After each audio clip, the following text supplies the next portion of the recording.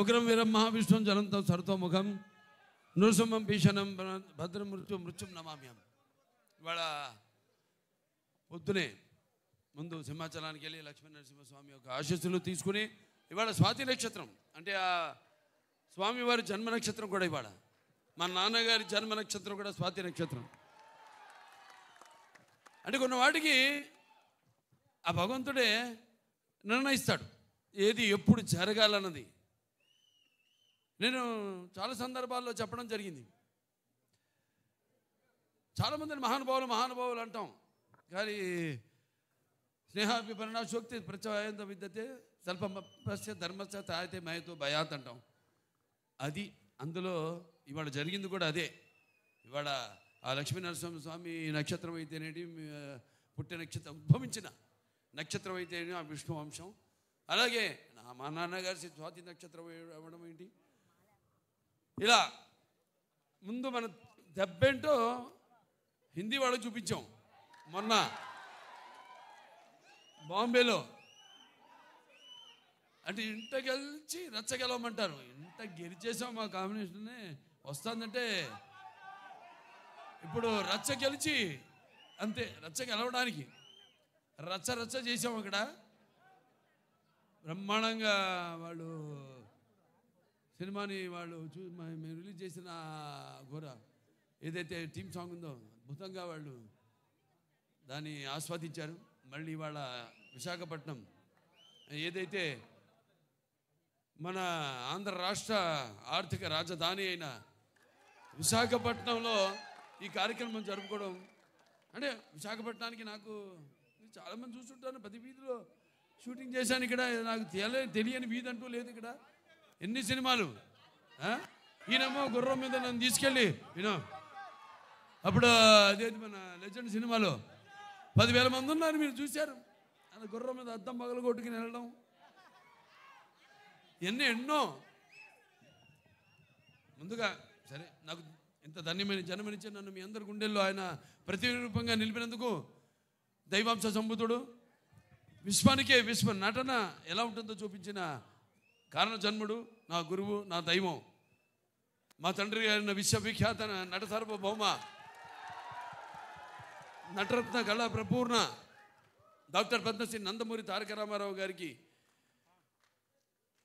ఆయనకి నా అంటే ముందు అంటే వాగ్రత సంపర్తం వాగ్రత ప్రతిపత్తే జగతో పితరు వందే పార్వతీ పరమేశ్వరం. అటు తల్లి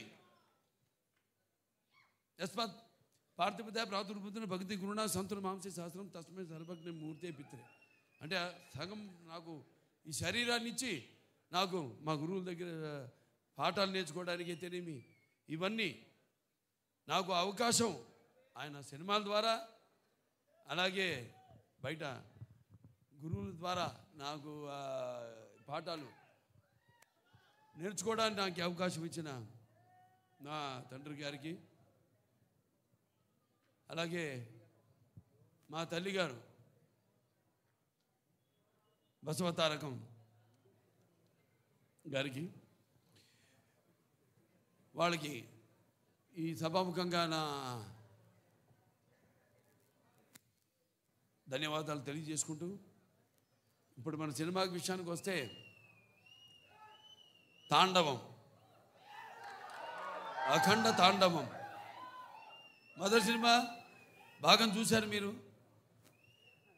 ఆనాడు ఆ కోవిడ్ పరిస్థితుల్లో ఆ పాండమిక్లో చిత్రం విడుదల కావడం మొట్టమొదటి భారతీయ చిత్రం. అసలు జనం వస్తారా రారా థియేటర్ కన్నా పరిస్థితుల్లో ఆ సినిమాను విడుదల చేయడం, దాని తర్వాత అది ఘన విజయం సాధించడం, అందరికీ ధైర్యం రావడం, వాళ్ళు కూడా వాళ్ళ సినిమాల్ని విడుదల చేయడం,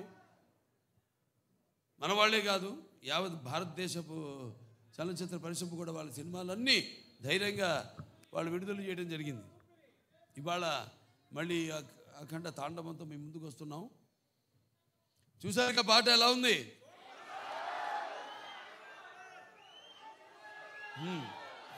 ఇప్పుడు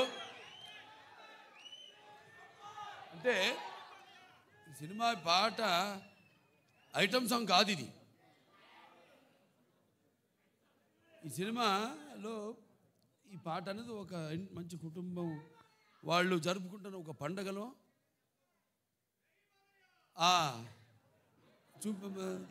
తీసిన పాట ఇది. సో ఈ సినిమా చూస్తారు మీరు. ఈ పాటే కాదు, సినిమాలో మా సంయుక్త మెనన్ ఆవిడ పాత్రను చూస్తారు మీరు. పాటలో గ్లామర్ చూశారు. ఇప్పుడు ఆవిడ రేపు సినిమాలో ఆవిడ పాత్ర ఎంత అద్భుతంగా ఆ పాత్రకు అంటే మన దర్శకులు బోయపాటి శ్రీను గారు మరి ముత్యాలు ఎటుపాలుగా దొరికితే చూడడానికి ఎంత అందంగా ఉంటాయో అంత అందంగా నటినట్టు నుంచి భావాల్ని రాబట్టగలిగిన దర్శకుడు మా బోయపాటి శ్రీను గారు.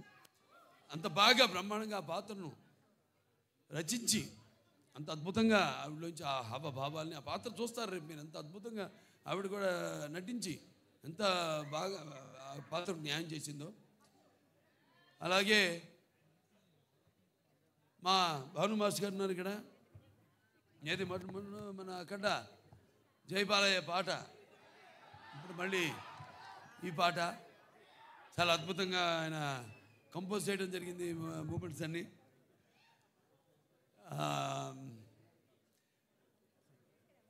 ఇక మా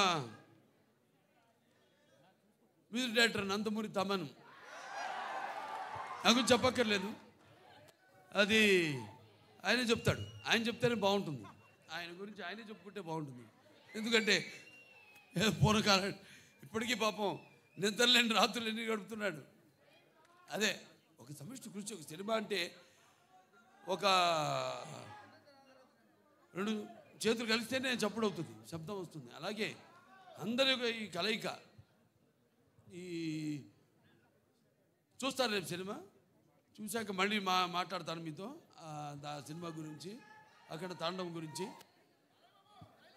అంటే శివుడి ఆజ్ఞ లేనిదే చీమ కూడా కొట్టదంటారు. అటువంటిది ఈ సినిమాలో ఎవరి ఆజ్ఞతో ఏం జరుగుతుందో ఈ సినిమాలు రేపు మీరు చూస్తారు మీరు. అలాగే కాశాల శ్యామ్ గారు ఎంతో బాగా రాశారు పాటని. అలాగే శ్రేయ ఘోషాల్ గారు, అలాగే బ్రిజేష్ షాండిలే గారు వాళ్ళ గొంతుల్ని అరువిచ్చారు, ఎంతో బ్రహ్మాండంగా పాడారు పాట. ఇలాంటివి ఇంకా చూస్తారు సినిమాలో రేపు. ఇక సినిమా ఎలా ఉంటుందంటే కొన్ని మనం చెప్పకూడదు, బయట పెట్టకూడదు. థియేటర్లో చూసినప్పుడే మీకు తెలుస్తుంది. ఎందుకంటే అఖండ ఒక మొదటి భాగాన్ని పెద్ద అందరినీ ఎంతో సంబరాశ్చర్యాలకి గురి చేసింది ఆ సినిమా. అటువంటిది ఈ సినిమా మీద మీ ఎక్స్పెక్టేషన్స్ ఎలా ఉంటాయి?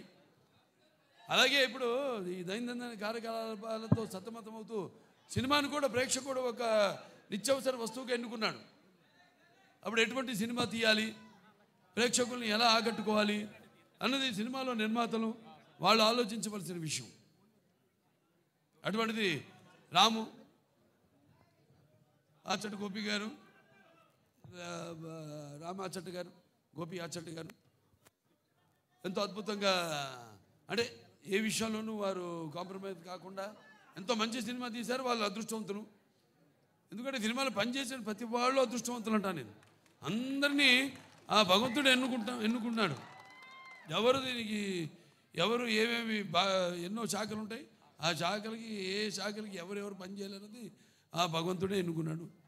అలాగే హర్షాలి ఆవిడ పాత్ర కూడా చాలా చూస్తారు. భజరంగ భాయిజాన్లో చేసింది అప్పుడు చిన్న పిల్ల. ఏది మనం డాకుమారలో చేసిందో పాప వేదాన్ని. అప్పుడు ఆ అమ్మాయినే దీంట్లో చూస్తారు పాత్ర కూడా ఎంతో అద్భుతంగా. ప్రతి పాత్ర కూడా ఒక్కళ్ళని కాదు, అందరూ అద్భుతంగా వాళ్ళ పాత్రల్ని చేశారు. అలాగే ఈ సినిమా నేను కూడా ఎదురు చూస్తున్నా డిసెంబర్ 5 కోసం. ఇవాళ పొద్దునే హిందూపూర్ నుంచి వచ్చాను. 3 రోజులు హిందూపూర్లో పర్యటించి అక్కడ పనులను చూసుకుని ఇవాళ ఇక్కడికి రావడం జరిగింది. మళ్ళీ ఇక ఈ సినిమా మొదటి ఫంక్షన్ అక్కడ చేయడం. ఇది కేవలం తెలుగు సినిమా కాదు, ఇది మన భారతీయ అంటే సనాతన హైందవ ధర్మం అంటే దాని ఒక శక్తి, దాని యొక్క గౌరవం, అలాగే దాని యొక్క పరాక్రమం ఏంటో ఈ సినిమాలో చూస్తారు మీరు. అంటే మన సనాతన హైందవ ధర్మం అన్నది మన జాతి మూలాలు.